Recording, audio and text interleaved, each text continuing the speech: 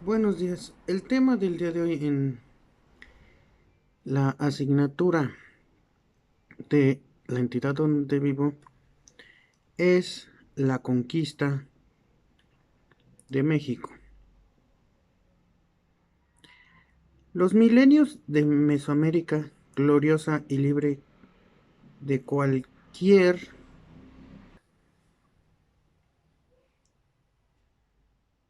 juzgamiento externo, llegaron a su fin en el siglo XVI. La invasión o conquista española provocó destrucción y trauma. Sin embargo, contrario a lo que se suele pensar, los dramáticos acontecimientos ocurridos entre 1519 y 1521, aunque afectaron hondamente en Mesoamérica, no trajeron consigo su total desaparición, ni la dicha conquista concluyó en 1521, ni tampoco se produjo de repente en 1519. ¿Cómo vamos a verlo? Como vamos a verlo, la invasión o conquista solo se tornan realmente comprensibles abarcando un contexto temporal mucho más amplio. Este se traslada y coincide en buena parte con las últimas décadas de vida de Mesoamérica, autónoma y con los siglos de lo que han sido la Nueva España y el México independiente.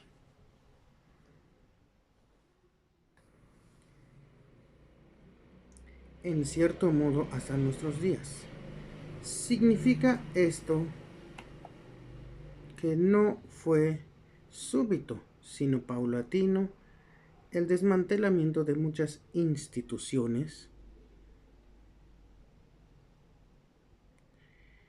y elementos mesoamericanos de carácter político, social, religioso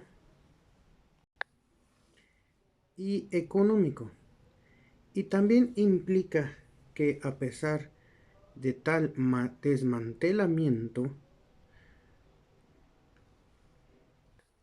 los pueblos indígenas, rebelándose unas veces y otras en resistencia pasiva, en forma clandestina,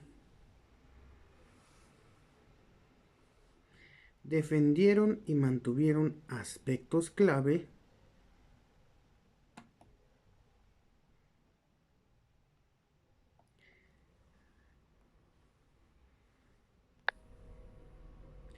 de su antigua visión del mundo, creencias y tradiciones, prácticas rituales y desde luego también sus lenguas. A la luz de estos hechos y como parte del conjunto de aportaciones sobre, sobre el tiempo mesoamericano, se mostrará cuán simplista es presentar la conquista de México como, como algo que ocurrió en pocos años y trajo consigo la muerte de la cultura mesoamericana. Tristemente así pasó.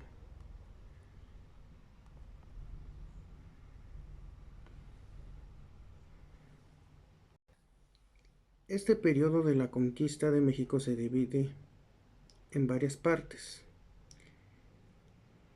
Hay que mencionar varios sucesos. Si bien es sabido, es que Cristóbal Colón zarpó con la intención de llegar al oriente por el rumbo del Polo. Siendo gobernador de la isla de Cuba Diego Velázquez, despachó una nueva expedición más allá de las islas con Francisco Hernández de Córdoba al frente. Sus naves llegaron a Islas Mujeres y a las costas de Yucatán. Por primera vez se tuvo entonces noticia cierta de la existencia de gente que vivía en ciudades y pueblos con templos y palacios. Un año después zarpó también de Cuba Juan de Grijalva, quien avanzó hasta Cozumel y recorrió parte del litoral del Golfo de México. El relato que acerca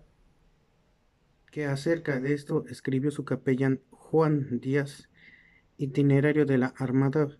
Pronto se difundió en España y otros lugares de Europa.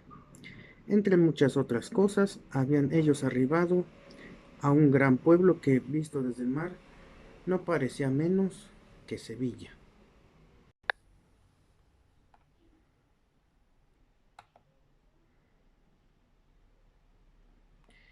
El gobernador de Cuba, Diego de Velázquez, despachó una nueva expedición más allá de las islas, con Francisco Hernández de Córdoba al frente.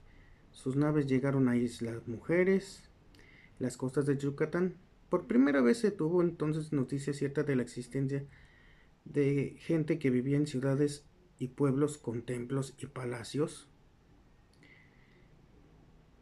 Un año después zarpó también de Cuba Juan de Grijalva, quien avanzó hasta Cozumel y recorrió parte del litoral del Golfo de México.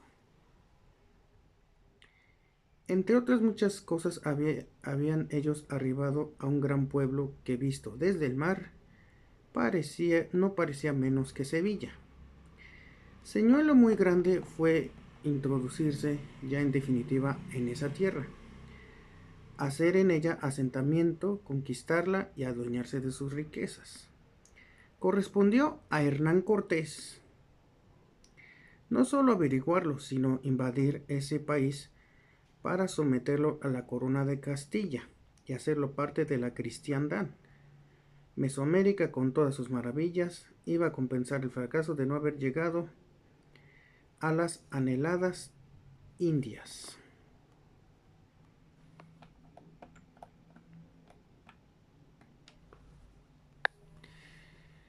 Cuando en 1519 y al año siguiente escribió Cortés sus primeras cartas al emperador, despertaron tanta admiración que algún tiempo después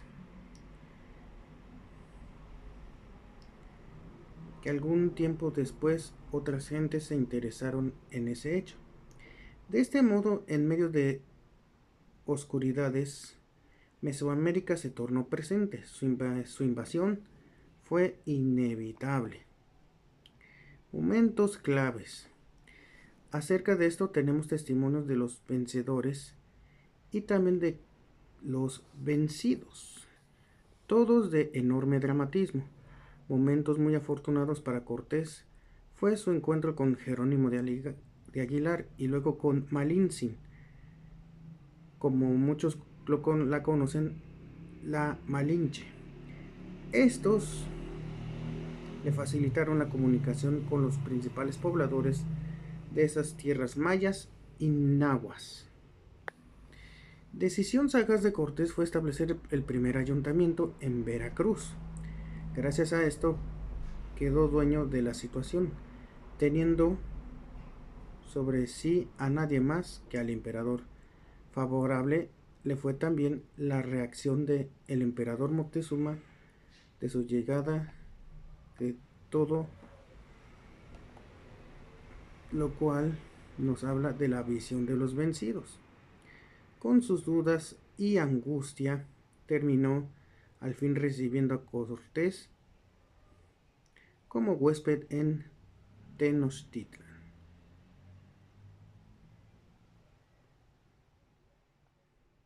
La llegada de Pánfilo de Narváez marcó otro momento clave. Enviado por el gobernador de Cuba para quitar el mando y apresar a Cortés, no solo fracasó en su intento, sino que en Zempoala el derrotado fue él. La mayor parte de sus hombres acrecentó el ejército de Cortés.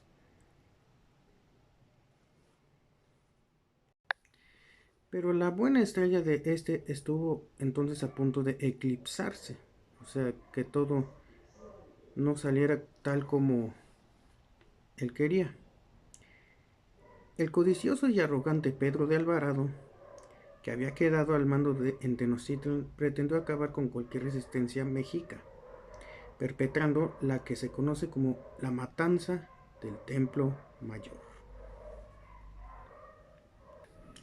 Momento de audacia, vida o muerte, fue el que vivió Hernán Cortés al regresar a la metrópoli mexica.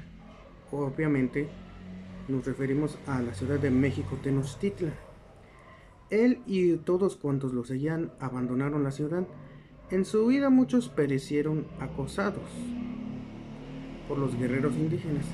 Para él fue esa la noche triste. Los relatos españoles y también los mexicas hablan entonces de la muerte de Moctezuma, confrontado por sus aliados tlaxcaltecas. Cortés decidió volver, construyó